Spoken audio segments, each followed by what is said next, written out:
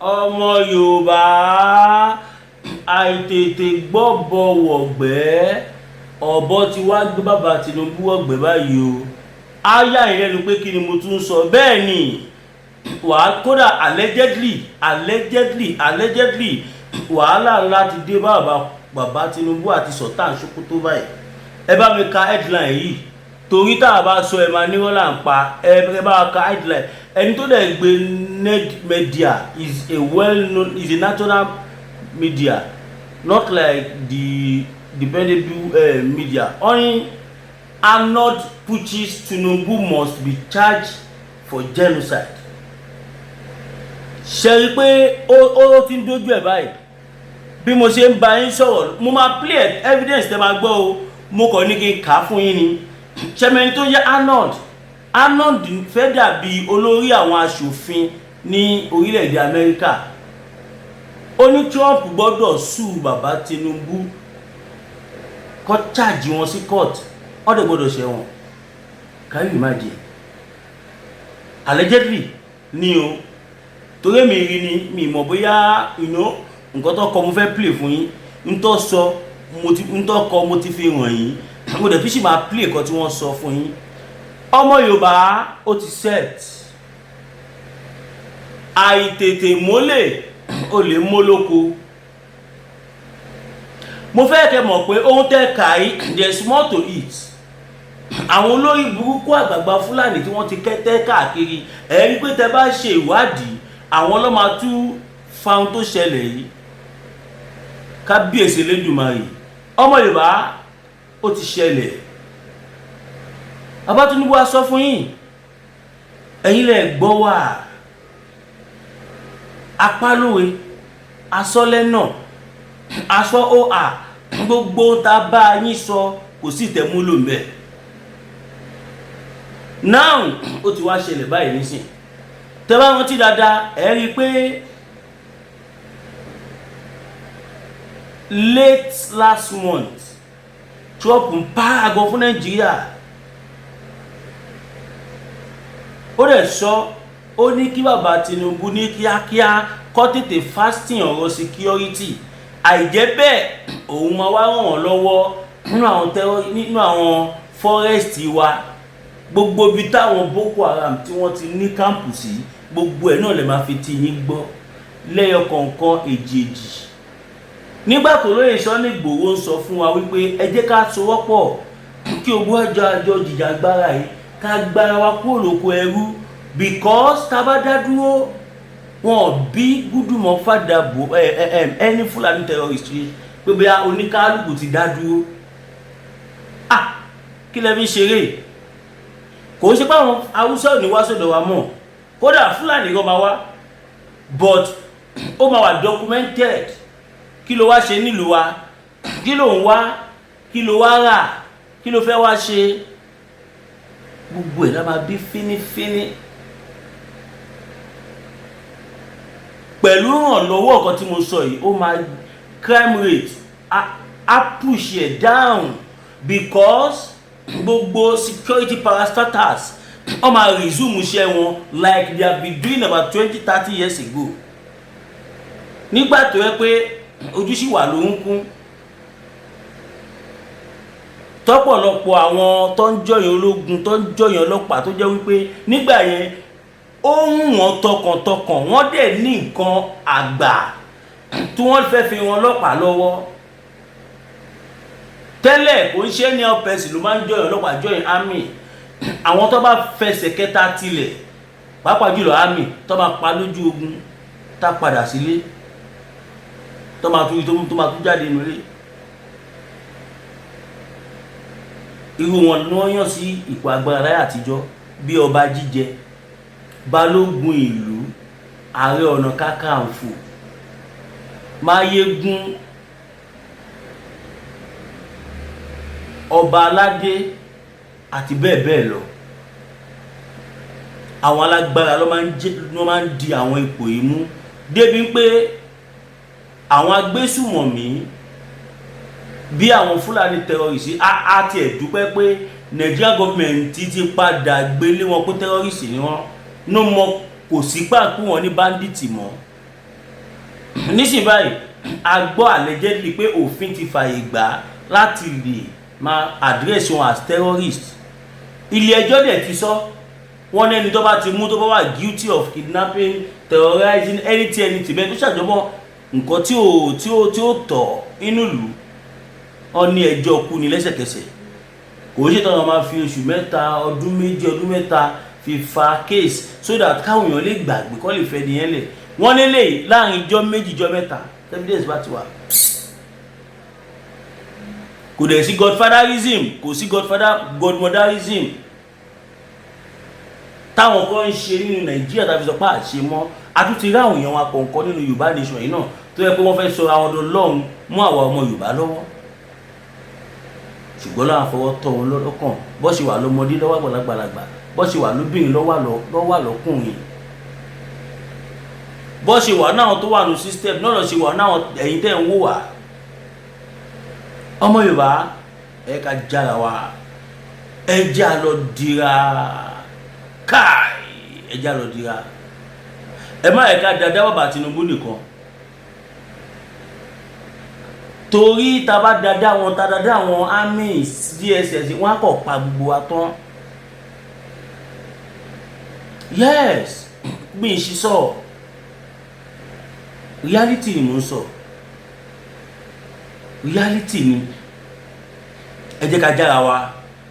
Ẹ̀yin àgbààgbà Yorùbá ó tẹ́ ṣe ó dá o, èmi máa bá yín sòótọ́ ọ̀rọ̀ o, mi ní bú yín, ṣùgbọ́n máa pè yín ṣàkíyèsí, màá dẹ̀ fi àwọn evidence máa fi hàn yín kí n tó fìdí ọ̀rọ̀ mi fi múlẹ̀ tán pátápátá.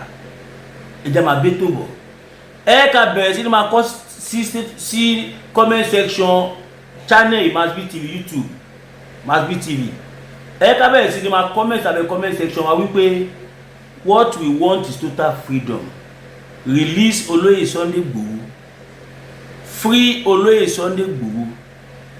Lóòótọ́ tá bá wò lọ wò bọ̀, àwọn kan wò pé sọ̀rọ̀ lórí ọ̀rọ̀ wọn ọjà pé wọ́n ti fi wọ́n lè tọ́ba fún ẹ̀gbọ́n ìdẹ́kọ̀ wọlé kí nìkan kéde kan. Ẹ rí sọ ẹ dẹ̀ tún rí sọ. Ẹ̀yin tẹ́ sùn mọ́ wọn ń tẹ́ máa rò náà nìyẹn pọ̀ ti fi wọ́n sílẹ̀. Débi pé àwọn ọmọ Ìgbò kan wá bẹ̀rẹ̀ sí ní gbógun nítorí ìdájọ́ tí ilé ẹjọ́ dá, yẹn ìdájọ́ tí Justice Ọmọtọ́ṣọ̀ Àbíwọ́sọ tí wọ́n dá. Àìmọye àwọn Ìgbò tó jẹ́ lọ́ọ̀yà tí wọ́n ti jẹ́ ká mọ̀ wípé péjọ́ tó dá fún wọn yẹn pé wọ́n try fún wọn pé normal nǹkan tó ṣe yẹn ó yẹ kó fún wọn ní ó yẹ kó ní kó lọ yẹgi fún wọn tàbí kó lọ yẹgi fún Kanu tàbí kó lọ electrocute tàbí anything kó ṣàfikún owó palẹ̀ lẹ́sẹ̀kẹsẹ̀ níjọ́ ẹ̀lẹ́ ní ó bá pẹ́ níjọ́ kejì pé inú àwọn dùn bí màá ṣe fojú àánú wo náà ó ṣàṣọ a lot of things. Ìyẹn jẹ́ bó ṣe jẹ́ ẹ ká bọ́ sí ìpele kejì. A máa tó bọ́ sí ìpele kejì nísìnyí, but kó tó nípa bọ́ sí ìpele kejì ọmọ Yorùbá ẹ̀yin tẹ́ bá súnmọ́ àbá Tinubu ẹ bá wọn sọ̀rọ̀ bóyá wọn ìtì mọ́ kó ìṣe kọ́ máa ti gbọ́ ròyìn yìí, ó possible kọ́ máa ti gbọ́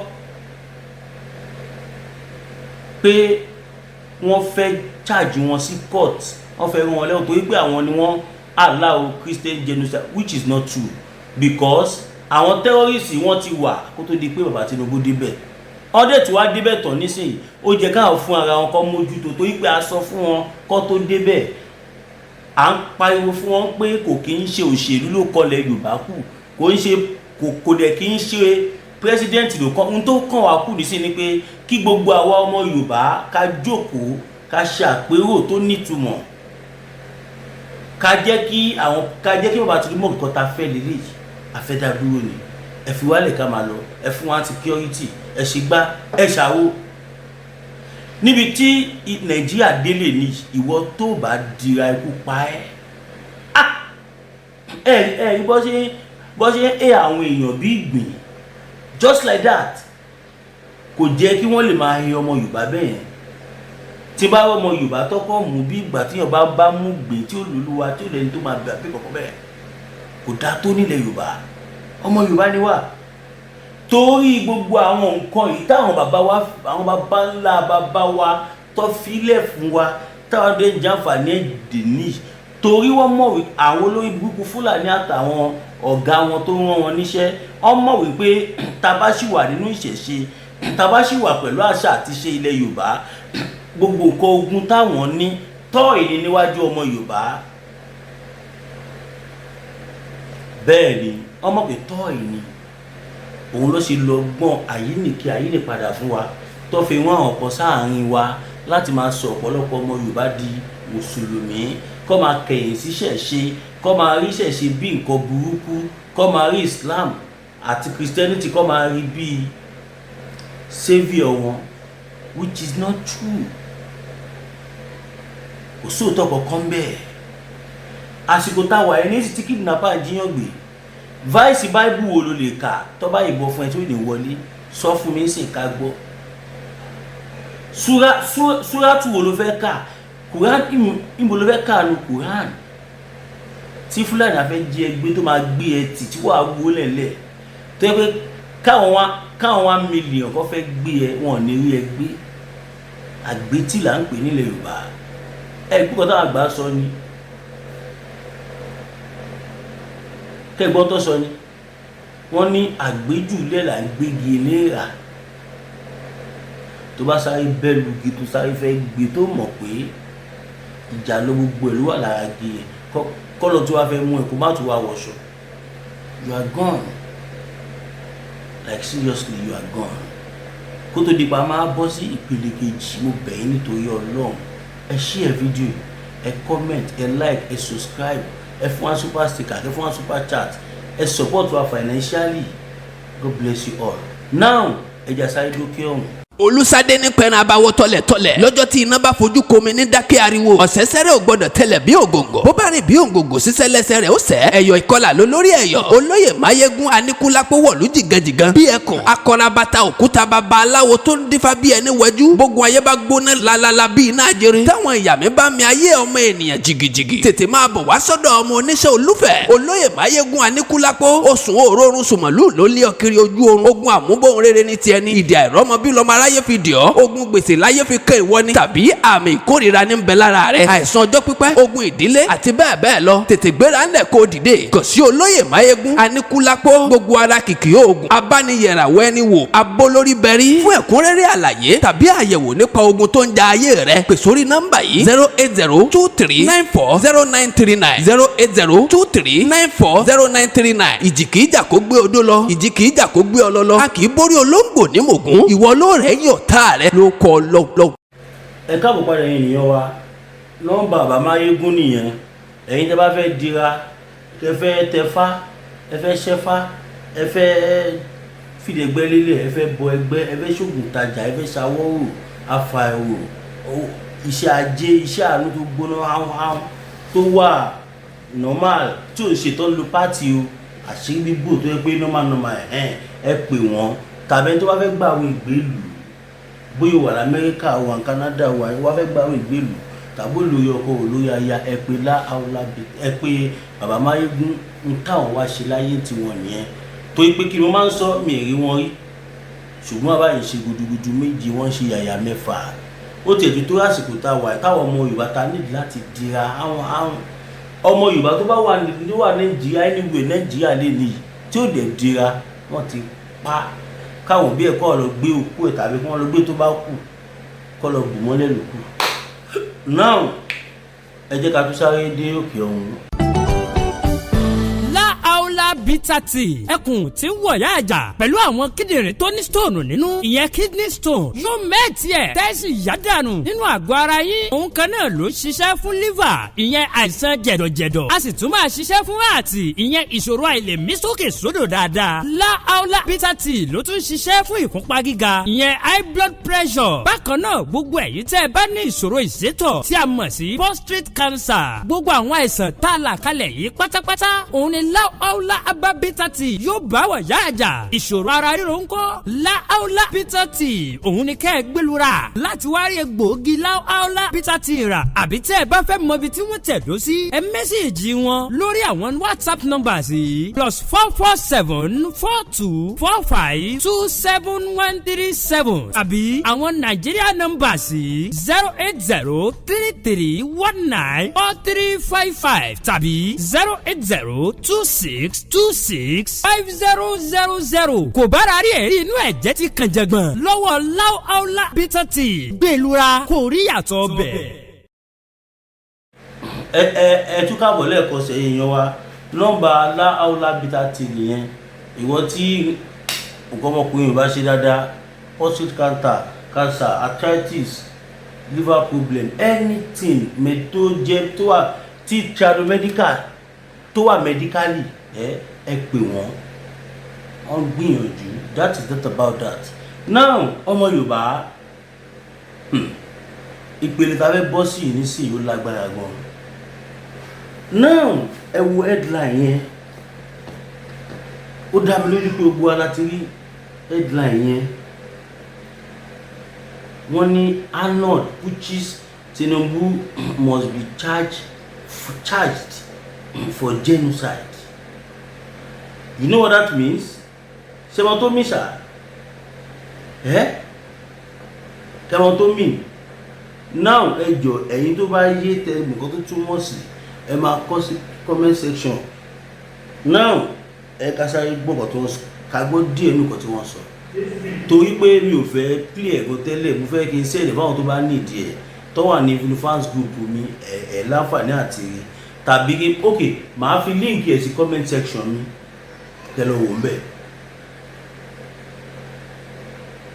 ṣùdà bẹ́ẹ̀ +229 01 5774 7970 +229 01 5774 7970 WhatsApp only ní o tàbí 081 76 03 4216 081 76 03 4216 ẹ̀yin tẹ́ wá sí Nàìjíríà ẹ fi +234 síwájú ẹ̀ yọ 0 aláàkọ́ ẹ̀ẹ́dẹ́ mo bẹ̀ ṣe máa kó gate pẹ̀lú lẹ́nà so ẹ jẹ́ ká sáré dọ̀gbọ́ kí àkọ́gbọ́ níwọ̀nba kí àwọn lè ṣe ètò ìwọ̀n fún mi láṣẹ àti ìlú kó má dùn kó má lọ ní copyright ṣe rí báyìí.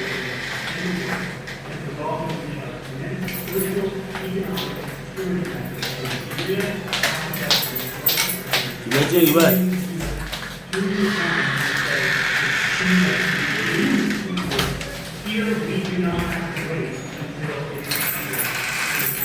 ṣé ẹ̀ ń gbọ́kàn tí wọ́n sọ yá ẹ̀ gbọ́.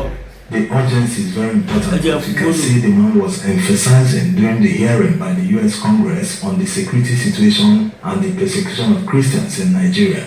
A lot of times in the past, you've heard world leaders regretting that they should have taken action. Màá fi link ẹ̀ sí comment section mi náà kẹ́ lọ wò ń bẹ̀ torí copyright ṣe ń bá òun big company báyìí tó bá lò nǹkan tí wọ́n bá lọ lò nǹkan wọn máa ń fẹ́ but I pray that ní fún mi ní strike copyright strike.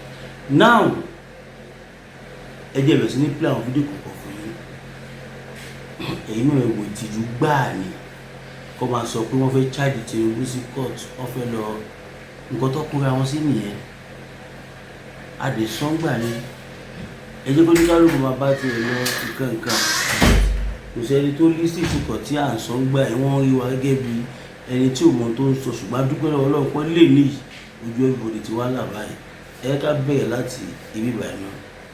The government have to put us in their constitution for peace to land in this country. No, we will be kidnapping your people.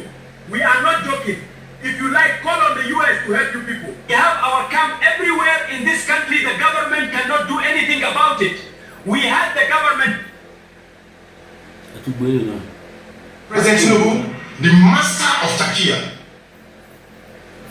Have you Sokoto that bombed Yanyan in 2011? When they arrested him, guess where they got him? In the house of Shetima in Abuja. What is he doing in the house of Shetima if Shetima doesn't know him? But today Shetima is your vice president. How do you win a war when terrorists are bullying you? When terrorists sympathize are moving around? This is not a period to say we are praying. No! This is a period of wisdom. This is a period of action. Intellectual. Ṣé ẹ̀rọ ti gbọ́ bẹ́ẹ̀ ẹ má jẹ́ kẹ́ni bọ́dì kó kíní fún yín. Nísìnyí báyìí Sultan Sokoto ti sá kúrò lù ẹ má jà tán ra wa. Ó ti sá lọ. àwa gbọ́ pọ́ náà Amẹ́ríkà sọ fún pé ibi tó wà yẹn àmọ́ ibi tó wà àìtí ìrètí ẹ̀rọ ni àbí ṣé káwọn send location ẹ̀ sí wọ́n bá send location sí bàbá ó bá fọ́. Consequently, the national chairman of AWON was paid to bring in foreign mercenaries. Within a month, about 6,000 Fulani fighters were brought in from Mali, from Senegal, from Niger Republic, Chad, Libya, and other countries. On arrival, they were assembled in Kaduna under the sponsorship of Nasir El-Rufai and were addressed by many northern leaders, including the Sultan of Sokoto, General Muhammadu Sahad Abubakar. Specifically, Buhari in his address told the fighters that the British handed Nigeria over to the Fulanis at independence, that Nigeria belonged to Fulanis. They must therefore reclaim, their mission is to reclaim what belongs to them. He added that at the event that Jonathan Goodluck won the election, the Fulani machinery must fight to get control of the country. He assured them that the Nigerian army was behind them. The mercenaries received training from the commandant of the Nigerian Defense Academy and were sent to 6 camps in Ekiti State, Benue State, Katsina State, Kaduna State, Central State, and Borno State. In the camps, brand new pickup trucks, generators were provided for them. The Fulani terrorists. Ọmọ Yorùbá ṣé ẹ̀yin náà ti rí bẹ́ẹ̀ ẹ̀túgbẹ́ no nǹkan lè ní ọlọ́wọ́ àti mo fẹ́ play fún wa mo fẹ́ kẹ́ rí kọ́ máa lọ gbé channel mi lọ tó lọ mo fẹ́ play you are very very sensitive ọmọ tẹ bá rí gbèsè ayé táwọn Nigerian army tí wọ́n live àánú àṣẹ ìsìn ni mi ẹ̀ ṣe rí ìdí tí àwọn army kọ̀ọ̀kan tí wọ́n kọ́ dédé wo ọmọ yìí tó máa wọ̀ dédé wo yọ̀ ń gbẹ̀mí bẹ́ẹ̀ tó máa lè yìn wọ́n pa tó máa wo ọmọ yìí kíkọ́ tó máa níyàwó tí wọ́n lè gbé bọ̀ tí wọ́n lè pa lẹ́sẹ̀lẹ́sẹ̀ a lot of atrocities tí wọ́n commit wọ́n wá justify o but ẹ̀yin pé kí ni kẹ́kọ̀ọ́ gbọ́ díẹ̀ ń bẹ̀. This is the hidden front line in Nigeria's war against terror. Footage filmed by a soldier and sent to DW News reveals the conditions his unit is forced to endure. This is the place where soldiers are living. We face challenges during rainy season because of the leaky roof. We put tarpaulin up here, but it doesn't help much. So when rain falls, water pours in. But his greatest fear isn't the leaky roof, it's the lack of ammunition. In the text, he told us, "We don't have enough arms and ammunition. Each soldier has 2 magazines and 30 rounds are loaded into each one. If the 60 rounds finish, that means they have endangered our lives. That is why you hear stories about soldiers running away from criminals or getting killed because we don't have enough weapons to fight them." For years, Nigerian soldiers fighting insurgents have posted videos like this online, complaining about poor welfare. With less than 300,000 active military personnel serving a nation of over 200 million, analysts say the system is stretched to its breaking point. Our soldiers, our military, they need to be motivated. We have soldiers out there that their salaries in a month is still not up to the minimum wage. Nigeria is fighting a 16-year insurgency in the north, which has now worsened with the breakout of different criminal gangs. Thousands have been killed and millions displaced. Nigeria is now number 6 in the latest Global Terrorism Index as the country experiences a resurgence of violence by jihadists Boko Haram and other armed groups. Apart from civilian casualties, hundreds of soldiers have been killed in attacks on army bases and ambushes by militants who are believed to own more sophisticated weapons than the military. Analysts worry soldiers could switch sides. Haven't you heard that soldiers were involved in kidnapping activities in this country? Haven't you heard that soldiers were involved in armed robbery? Despite years of these videos and unresolved investigations, the Nigerian government's official response is denial. These are just isolated instances. And we find, as always, disgruntled elements of the armed forces, putting out such kind of video. But on the whole, I think this is not the direction. I think many of them are happy with what. Ọmọ Yorùbá, gbogbo àwa ọmọ Yorùbá tá bá fọwọ́ sí wípé kọ́ fún bàbá wa Olóyè Sunday Igboho ní security South West, ẹ jọ̀ọ́ ẹ ká kọ sí comment section. Ẹ̀yin tẹ́ bá fọwọ́ sí tẹ́ mọ̀ pé olóyè tó láti jẹ́ olórí gbogbo security South West, ẹ jẹ́ ká mọ̀. Torí pé nísìnyí báyìí state police wọ́n ti wà ní second reading. We all know what that means. Bí mo ṣe ń bá yín sọ̀rọ̀ yìí, governor Enugu ó ti ra powerful drone àtàwọn ìbọn kàlá tó ya wèrè tó ju AK-47 lọ. Governor Enugu ti rà fáwọn ọmọ Enugu, fáwọn local security wọn. Then kí làwa wá ń wò? Kí làwa ń wò?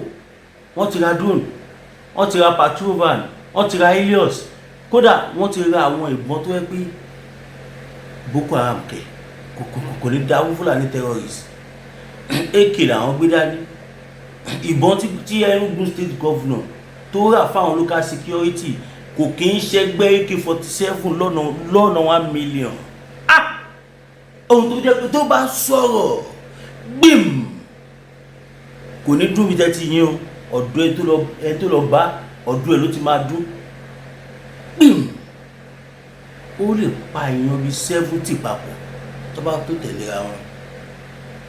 Gọ́vùnà ẹ̀ mọ ohun tó ń ṣe. Gọ́vùnà ẹ̀ mọ ohun tó ń ṣe. Ráwọn dúró tọ́ra powerful drone. Kò ṣáwọn drone $100 $200 táwọn àmì lọ́ra táwọn kan lọ́ra káàkiri. No. This is a professional powerful surveillance drone. Tó yẹ pé it can record like satellite.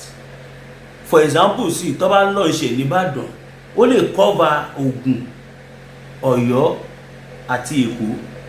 Even Ọ̀ṣun gan ó lè cover. Tó bá dé record everything clearly. Sound nìkan lè kọ̀ ní gbọ́. What are you talking about? Governor Enugu kò dúró de any president. Mi ò rò pé ó yẹ kẹ́yìn bàbá wa náà kẹ́ máa dúró de anybody kẹ́ tó ṣe fà. Lè expect kí bàbá Tinubu sọ pé ẹ gbowó ẹ lọ rà bọ́ kò possible. Lè expect pé kí bàbá Tinubu ní ó yẹ lọ kó bọ́ ọ̀kẹ́. No, ẹ̀yin àgbàgbà wa lè máa ṣe ohun tó tọ́.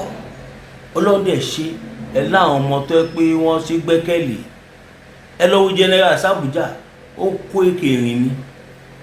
Ó ní tí Fúlàní bá lè lo AK-47 tíjọba orílẹ̀ kan ṣe fún, then òun lẹ́tọ̀ọ́ sí more than AK-47. Ó ti lọ ra bọ́jọ́. Ó náà pọ́ńpàkì tó máa ń gbé káàkiri o, ṣùgbọ́n ohun tó lọ rà nísìn kò dẹrùn. Wọ́n ní ultimate machine gun, flying boat gun ló ti wà báyìí lọ́wọ́ Sàbújá ta tó gbájọ flying boat tó di RPG mọ́, tó di revolver mọ́, tó di machine gun tó yẹ pé kí lè sọ tako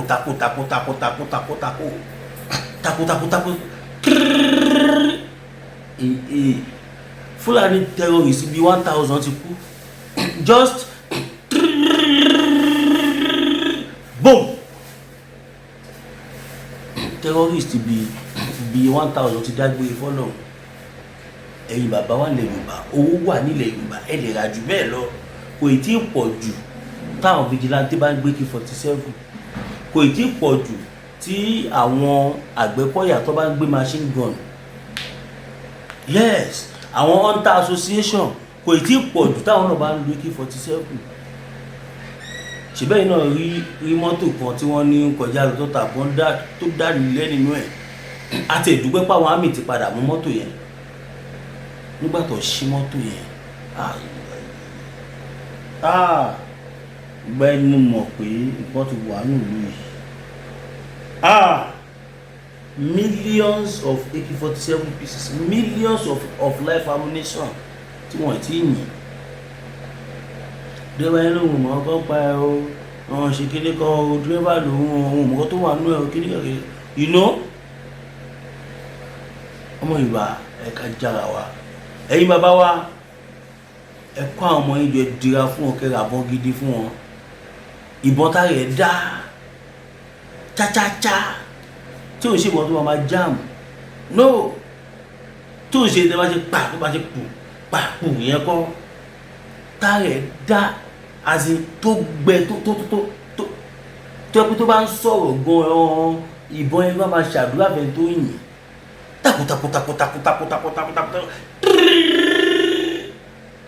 kò yé yín ẹ àgbà Yorùbá ẹ ká wá nǹkan sí o security ẹjọ́ gbé fún lóyìn Sunday Igboho tó bá gbé fún bàbá máa ṣe dáadáa wọn ní gbàbọ̀dé wọn ní compromise wọn ní lọ gbowó wọn ní sálọ Canada yes wọn ní sálọ America wọn ní sálọ Germany ilẹ̀ Yorùbá yìí ló máa wà wọ́n ti ṣe rí wọ́n tún máa tún ṣe again wọ́n ti ṣe rí tí o gbádùn fojú many times jagunjagun yàtọ̀ sí jagunjagun.